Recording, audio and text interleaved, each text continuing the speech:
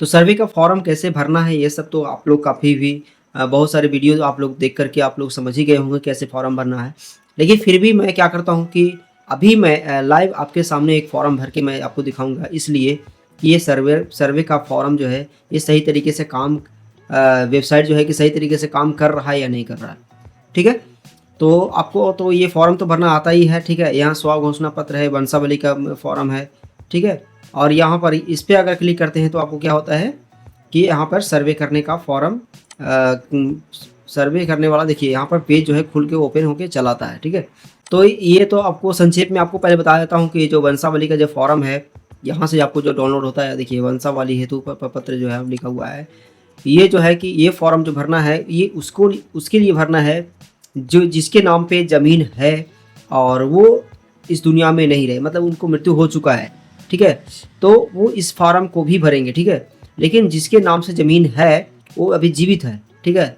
तो ये वाला फॉर्म भरेंगे, प्रपत्र 2, ठीक है? और ये है प्रपत्र 3 तो आपको जो है कि ये दोनों फॉर्म भरना है। अगर जिस रैयत अगर जीवित है तो ये फॉर्म नहीं भरना है, रैयत अगर जीवित नहीं है तो ये और ये दोनों भरना है, ठीक है? तो ये फॉर्म तो आप देख ही रहे हैं कि क्या क्या लिखा हुआ है। यहाँ पर जो भी है डिटेल यहाँ पे डाल देंगे। डालने के बाद यहाँ पर जो है कि रैयत अगर मान ली कि अगर उस रैयत में उस ज़मीन में हिस्सेदारी 3 भाई का है या 4 भाई का है, तो इस स्थिति में जो है कि ये यहाँ पर सबके एक एक बारी बारी करके नाम यहाँ पे डाल देना है। इसके बाद यहाँ पर देख सकते हैं अंचल, जिला, जाति वगैरह जो भी है उसको डाल देना है। और डालने के बाद यहाँ पे लिख रहा है राजस्व ग्राम, ये एड्रेस वहाँ का एड्रेस डलाएगा जहाँ पे आप रहते हैं, ठीक है? और ये एड्रेस यहाँ पे डलाएगा जहाँ पे आपका ज़मीन है, ठीक है? या उसके बाद जो है कि यहाँ पे सिग्नेचर कर देना है। और सिग्नेचर करने के बाद जो है कि इस फॉर्म को कैसे भरते हैं इसको थोड़ा शॉर्ट में बताता हूँ। यहाँ पर देख सकते हैं राजस्व ग्राम है, जहाँ आपका मौजा पड़ता है उसका नाम यहाँ पर डालना पड़ता है, थाना नंबर डालना पड़ता है। जमाबंदी जब भी आप निकालेंगे तो ये सारा कुछ आपको मिल जाएगा।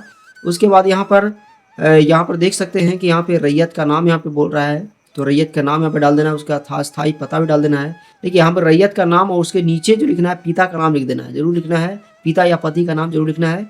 उसके बाद यहाँ पर देख सकते हैं कि अस्थायी पता है, अस्थायी पता उसको डाल देना है। उसके बाद खाता नंबर डालना है, उसका ज़मीन का खाता नंबर डालना है और खेसरा नंबर डालना है, मतलब कि प्लॉट नंबर डालना है। कितना है रकबा में, डिसमिल और एकड़ दोनों डालना है। अगर रकबा आपको एकड़ में है तो एकड़ में डालना है, डिसमिल में है तो डिसमिल में डालना है, और अगर दोनों में है तो यहाँ पे दोनों में ही डालना है, ठीक? इसके बाद चौहदी यहाँ पे डाल देना है। चौहदी डालने के बाद ज़मीन का किस्म, धनहर है कि प्रति है कि मकान का है, इस तरह का यहाँ पे ज़मीन का किस्म यहाँ पे डाल देना है। और यहाँ पे शेष को छोड़कर लगान यहाँ पे डाल देना है। जब भी आप केवाला में देखेंगे तो उसमें आपको मिल जाएगा कि शेष को छोड़कर लगान कितना आपको भरना होता है, इसमें भी बताता है। और नहीं तो आप जब भी रसीद कटाएंगे तो रसीद में भी मिल जाएगा।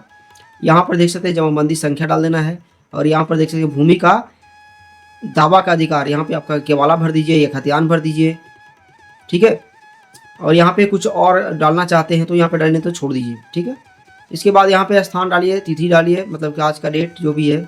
उसके बाद यहाँ पे रैयत का हस्ताक्षर होगा, मोबाइल नंबर होगा, आधार नंबर होगा, ये सारा कुछ यहाँ पे डाल करके और फॉर्म भर करके आपको रेडी रखना है। और साथ में आपको केवाला भी रखना है या फिर खतियान है तो खतियान भी रखना है।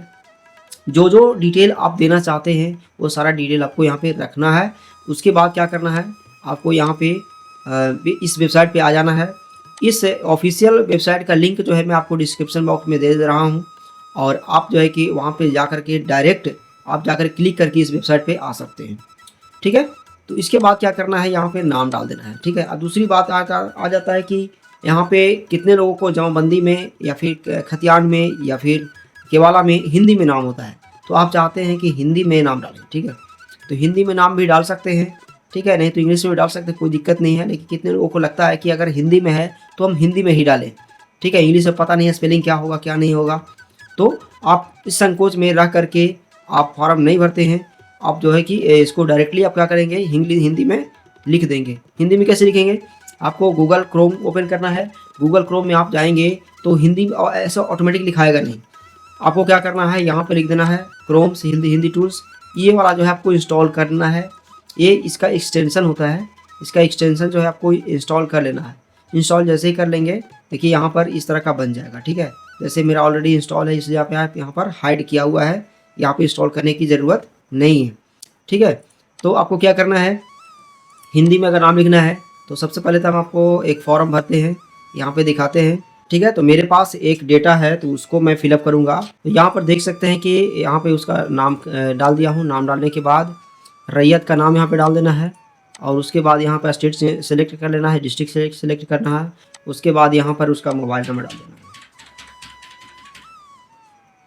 उसके बाद उसका आधार कार्ड नंबर डाल देना है। उसके बाद यहाँ पर ईमेल आईडी डाल देना है। ईमेल आईडी ऑप्शनल है, नहीं भी रहेगा तो कोई दिक्कत नहीं है। उसके बाद क्या करना है, वेरीफाई मोबाइल पे कर देना है क्लिक। इसके बाद यहाँ पर OTP डाल देना है। जैसे ही ये OTP वेरीफाइड अगर हो जाता है तो आगे की फॉर्म यहाँ पर खुल जाएगा। ठीक है, तो उसके बाद यहाँ पे डिस्ट्रिक्ट को सिलेक्ट करना है, उसके बाद सर्कल को सिलेक्ट करना है, उसके बाद यहाँ पे मौजा को सिलेक्ट करना है। मौजा के बाद यहाँ पे डाल देना है खाता नंबर है जो भी रहेगा उसको डाल देना है। यहाँ पे खेसरा नंबर डाल देना है, रैयत का नाम डाल देना है। उसके बाद फिर से दूसरा अगर प्लॉट नंबर है तो दूसरा भी डाल देंगे, ऐड कर लेते हैं। ऐड करने के बाद क्या है, यहाँ पर देख सकते हैं लिखा हुआ है अपलोड प्रपत्र 2 and 3 3 MB मांग रहा है। तो 2 फॉर्म के लिए तो 3 MB स्पेस नहीं देगा। ठीक है, 3 MB का उतना बड़ा फाइल अपलोड करने का क्या मतलब है, इसका मतलब है कि सपोर्टेड डॉक्यूमेंट भी लगाना है। ठीक है, तो सपोर्टेड डॉक्यूमेंट को भी और इस फॉर्म को भी क्या करना है, सबको अटैच कर लेना है एक साथ, PDF बना लेना है, और बनाने के बाद जो है अपलोड कर देना है। और कोशिश कीजिएगा कि 2 MB के 2 से 3 MB के मतलब 1 MB से 3 MB के बीच में ही रखना है, 3 MB से पार नहीं करना है, नहीं तो ये जो है आपका PDF फाइल जो है वो अपलोड नहीं होगा लेकिन सबमिट हो जाएगा, तो फिर दिक्कत हो जाएगा। ठीक है, तो इसलिए है कि इस चीज़ को ध्यान दीजिएगा कि 1 से 3 MB के बीच में होना चाहिए। 3 MB कहने का मतलब है कि 3 MB से 2.5 MB तक ही रखिए। ठीक है, उसके बाद यहाँ पे सेलेक्ट करने के बाद क्या करना है, यहाँ पर कर देना है सेव। एक बार फिर से चेक कर लेते हैं। ठीक है, तो सारा कुछ सही है, तो हम क्या करेंगे, यहाँ पर कर देते हैं सेव। आप देख सकते हैं यहाँ पर मेरा फाइनल सबमिट हो चुका है और यहाँ पर रिसीविंग भी दे दिया। हम रिसीविंग को पहले सेव करेंगे और उसके बाद प्रिंट कर लेंगे। तो दोस्तों, कैसा लगा आज का वीडियो हमें कमेंट करके ज़रूर बताइए। अगर और भी किसी तरह का वीडियो आप चाहते हैं तो आप कमेंट कर दीजिए, मैं उस पर वीडियो बनाने की पूरा कोशिश करूँ। तो मिलते हैं नेक्स्ट वीडियो में नए टॉपिक के साथ, तब तक के लिए जय हिंद, जय भारत, वंदे मातरम।